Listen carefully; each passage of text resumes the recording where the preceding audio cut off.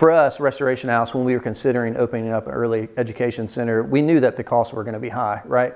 And we also had to figure out what were the sources that were available. We were thrilled to see the partnership between the state and the foundation with the establishment grant and a lot of other resources that we can tap into the future. For us, that to know that it was at about $1,000 per licensed spot, it ended up being about 7% of our total startup costs. If we didn't have that funding, we would have had to go back out into the community, and the community would have been being asked to fund things that I don't think they would have been as interested in funding in.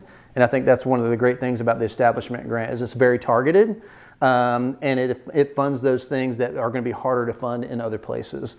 And with that, it impacted every classroom. It impacted our food program. It impacted the security of the school as a whole. There's not a part of what we do operationally and educationally that the establishment grant didn't touch.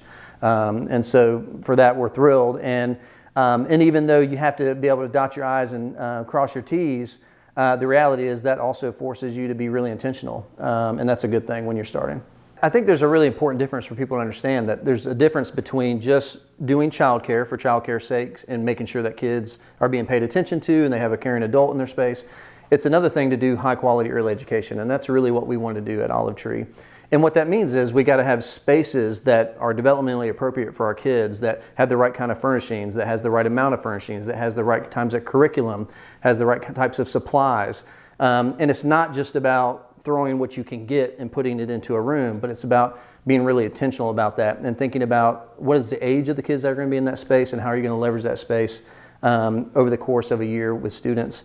The establishment grant, I think, takes all that in mind, right, and understands what high quality early education looks like. And so it was great for us to be able to hone in on that and not have to wrestle with a funder and try to make that argument, but know that the funder already understands that argument and understands that's where we need to put our funds to.